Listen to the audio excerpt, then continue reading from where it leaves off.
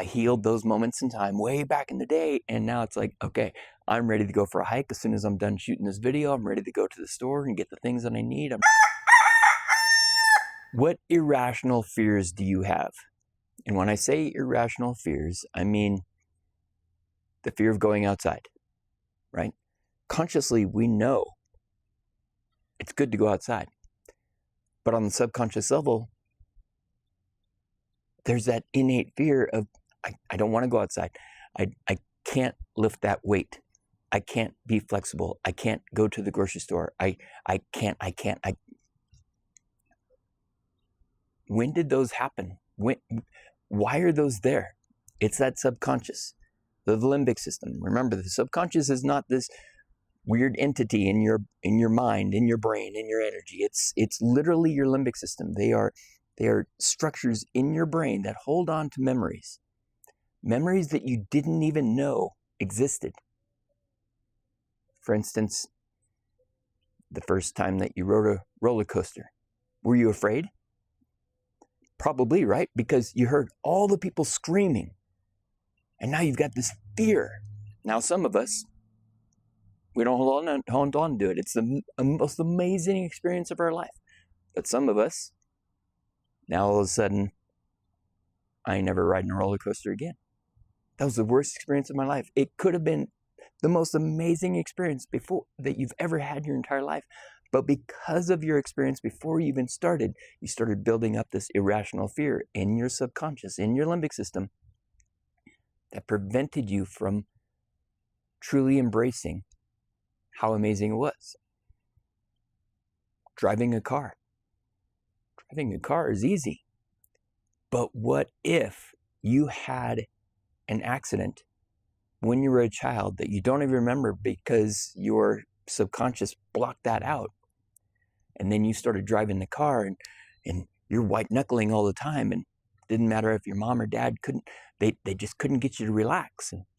And then you go and you take a test and you're horrible at test taking. So now this is wrapped up into the car, and the smell of gas fumes and the smell of oil and the tires. And now every time you drive the car, you're a danger to yourself and everybody else on the road because you have this irrational fear that got built up from way back in the day, way back at that car accident, that you didn't even remember consciously. Remember subconsciously. You remember everything. And when you've experienced multiple injuries in your life, and remember, an injury does not mean that you went to the hospital. An injury could simply mean you stepped on a rock that you didn't realize was there and you rolled your ankle a little bit. It didn't break anything. Maybe your ankle swelled up for a couple days and you limped around for a couple days, but then it healed. An injury is an impact on the nervous system, on the central nervous system. And sometimes, for some of us, we emotionally hold on to those injuries. Now, others, we don't emotionally hold on to them, but they still had an impact on our central nervous system, which created compensations.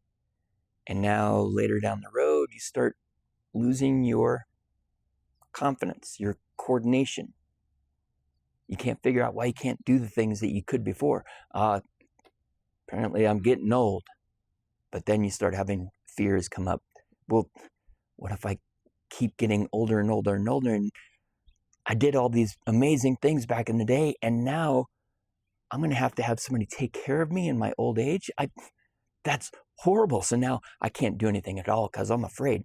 If I'm walking, I have to be looking down at the ground right underneath me because that rock might be there again, and it might trip me. And this time, if it trips me, man, I've got a friend. They broke their hip, and now they got a hip replacement. Now they can't get out of a friggin' chair. So I have to be afraid of those rocks on the ground. Now, you probably don't have any rocks on the ground in your house, but still you walk around your house looking down on the floor just in case that carpet's a little bit out of place. I can't trip on the carpet because I might fall down. I might get hurt. And those fears build up and build up and build up until we stop being able to live our life freely. Now, even for some of us, those irrational fears happened very early childhood, and they've inhibited us from being a functional adult because of the things that we experienced as a child. Now, this isn't true for everybody. Some of us have supernatural abilities to overcome all kinds of things, but others, it gets stuck, possibly due to some genetic imbalances in the brain and nervous system. So when I'm working with people, I'm not just asking about you today. I'm asking about you in your entire life, your entire lifetime. I'm asking about, what have you experienced? So that I can feel when your energy shifts, when you remember that dog attacking you that one time. Little story yesterday, I was going to walk across the street, and when I walked across the street, I do my due diligence, and I've taught my daughter very well how to cross the street. You got to watch everybody because you don't know who's paying attention and who's not. And I've got some set rules for some of the places that I cross the street in my town. Luckily, I live in a small town, so it's easy, well, relatively easy to cross the street. And yesterday, I almost got hit. I was a foot away from getting hit.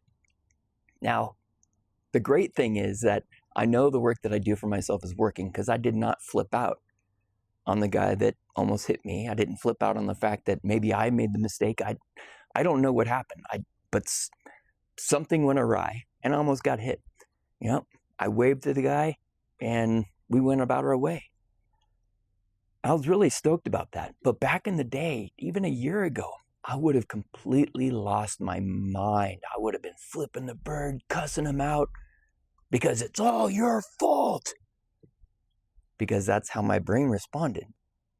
Because of things that I've learned, things that I've been taught, and the injuries that I've done to my brain. But I've been able to heal those things so that not only do I not flip out, but I'm able to consciously talk to this camera about these amazing things. I'm able to learn more faster nowadays than I feel like I've ever been able to do. And I'm able to tap into places that I didn't realize I've been affected by. For instance, today, I'm sitting out here burning a whole bunch of sage. Yes, I do some weird stuff as well as the scientific stuff. But it came to me that I've been afraid to leave my house. What? What? That doesn't make any sense at all.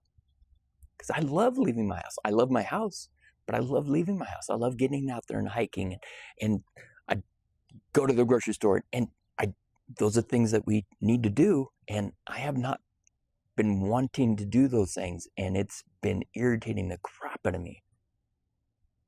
And I realized today when I was doing my tapping, asking what is going on, what the hell is going on?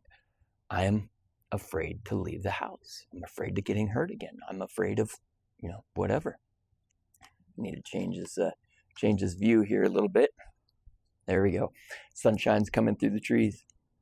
So I did my tapping around that, but then I went back and I asked, okay, when did this irrational subconscious fear occur? Because I've never had this fear before, but remember, as we do our work, as we unravel, things, deeper things come to the surface. And that's why it's important to do your work every single day for yourself so that you can address those things every day. Now, you might need some help addressing those things, and that's where people like me come in. But if you do your work, you don't need people like me all the time. And so I realized what it was. I healed those moments in time way back in the day, and now it's like, okay, I'm ready to go for a hike. As soon as I'm done shooting this video, I'm ready to go to the store and get the things that I need. I need to get some better quality headphones, and I need a better quality webcam for when I'm shooting video on my computer, so that it works better on YouTube because they want high quality video. I'm good with these things now, and it's like, okay, I'm ready to get these things. But then I started working more, and I'm like, I'm afraid to lift weights. Why? I've competed in bodybuilding competitions before.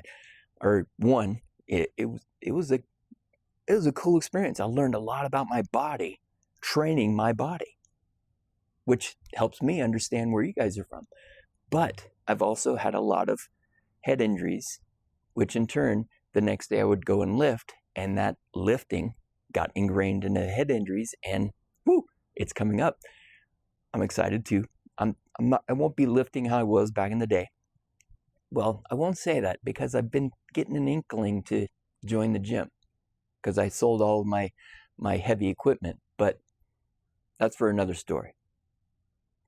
But I've also been afraid to be flexible.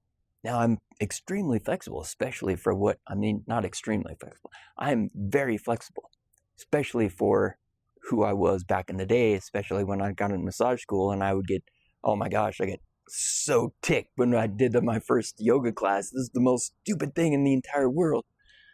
But now I can practice yoga on my own terms and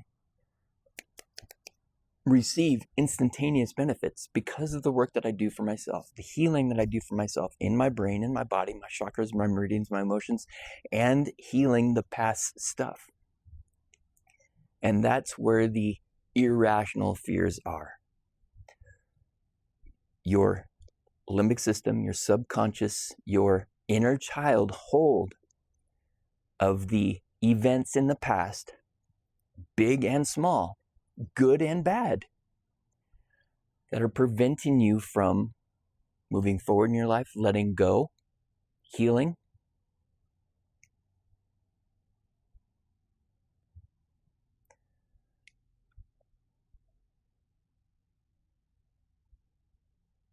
So on that note, I think I'm done.